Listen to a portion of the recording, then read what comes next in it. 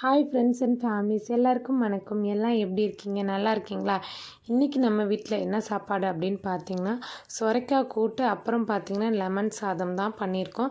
தம்பிக்கு பாப்பாவுக்கு வந்து ஃபஸ்ட் டைம் தம்பி வந்து லெமன் சாதம் இப்போ தான் சாப்பிட்றான். நான் வந்து பாப்பாவுக்கு லெமன் சாதம் செஞ்சு கொடுத்து ரொம்ப நாள் ஆச்சு அப்படின்னு சொல்லிட்டு இது ரெண்டுமே நாங்கள் வந்து செஞ்சோம்.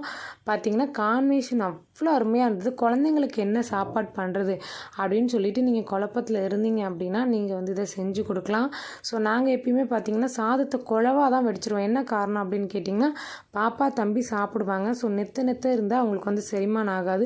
நொறுங்க தின்றால் நம்மளுக்குமே 100 வயது. ஸோ அதனால் வந்து நாங்கள் சாதத்தை எப்பயுமே குழைவாக தான் வடிப்போம். சும்மா அப்படி சாதத்தை பிசைஞ்சாலே அவங்களுக்கு அப்படியே ஊட்டி விட்டால் அது கரெக்டாக இருக்குன்றதுனால வந்து நாங்கள் அப்படி தான் எப்பயுமே சமைப்போம். சரி, நான் இந்த விஷயம் இல்லாமல் இன்னும் ஒரு சில விஷயம் வந்து எங்களுக்கு தெரிஞ்சவங்களுக்கு இந்த வீடியோ மூலயமா சொல்ல வேண்டியிருக்கு.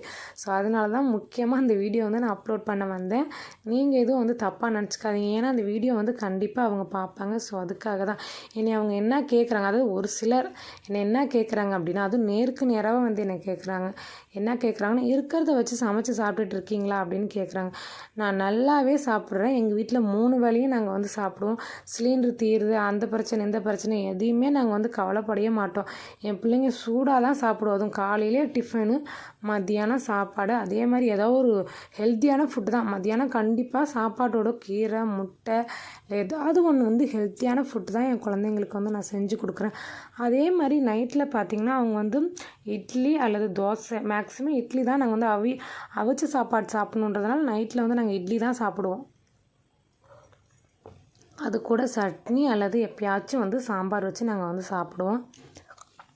அவங்க வந்து என்னை இதை மாதிரி கேட்குறாங்க. எனக்கு வந்து மனசுக்கு ரொம்பவே கஷ்டமாயிடுச்சு. அதுவும் நேருக்கு நேராகவே இந்த மாதிரி ஒரு கேள்வி கேட்டால் நம்ம என்ன சொல்லுவோம் பதில்? அடுத்து மறுவார்த்தை நம்ம பேசணுன்னா வச்சுங்க, அந்த இடத்துல சண்டை வந்துடும். அதனால் எதுவுமே வந்து பேசாமல் நான் அமைதியாக அங்கேருந்து வந்துட்டேன், எதுவும் சொல்லாமல். எங்கள் மாமி சமைச்சி கொடுத்து விட்றாங்க அப்படின்னு சொன்னால், அதுக்கு இன்னொருத்தவங்க என்னை பார்த்து சொல்கிறாங்க, என்ன மீந்ததை கொடுத்து விட்றாங்களா அப்படின்னு என்னை வந்து கேட்குறாங்க. நாங்கள் வந்து மீந்ததை வாங்கி சாப்பிடலை. அவங்க வந்து மீந்ததை எங்களுக்கு கொடுக்கவும் இல்லை. சமைச்சு 11 மணிக்கு எங்களுக்கு ஃப்ரெஷ்ஷாக கொடுத்து அனுப்பிடுவாங்க. ஃபஸ்ட்டு எங்களுக்கு எடுத்து வச்சுட்டு அப்புறம் தான் அவங்க வந்து எங்களுக்கு 11 மணிக்கே கொடுத்து விட்ருவாங்க. அவங்க 2 மணிக்கு தான் சாப்பிடுவாங்க. எங்களுக்கு ஃபஸ்ட்டே எடுத்து கொடுத்து விட்டு அனுப்பிச்சி வச்சுருவாங்க. சேர்த்து தான் சமைப்பாங்க. அதே மாதிரி பார்த்திங்கன்னா கடைக்கு போனாங்கன்னா மீந்ததெல்லாம் கிடையாது. தனியாக அவங்களுக்கு வாங்கினாங்கன்னா எங்களுக்கு தனியாக வாங்கி பாப்பாவுக்கும் தம்பிக்கும் அவங்க வந்து கொடுத்து விடுவாங்க. நீங்கள் வந்து மனசில் தப்பாக எதுவும் நினச்சிட்டு இருக்காதீங்க. அதுவும் இல்லாமல் என் மூஞ்சி பார்த்தாலே உங்களுக்கு எரிச்சலாக இருக்குது. நான் உங்களுக்கு என்ன பண்ணேன் ஏது பண்ணேன்னு எனக்கு ஒன்றுமே தெரியல.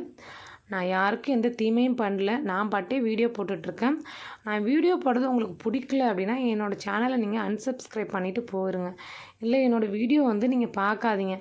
அதை விட்டுட்டு என் மூஞ்சி பார்க்கும் போதெல்லாம் அப்படியே ஒரு மாதிரி பார்க்குறது, அப்புறம் அப்படி இப்படி செய்கிறது, அந்த வேலையெல்லாம் நீங்கள் தயவு பண்ணி வச்சுக்காதீங்க.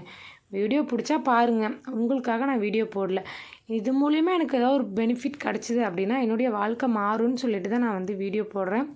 ஸோ என்னை வந்து மேலும் நீங்கள் கஷ்டப்படுத்தாதீங்க வீடியோ போடுறேன்னு சொல்லிட்டு.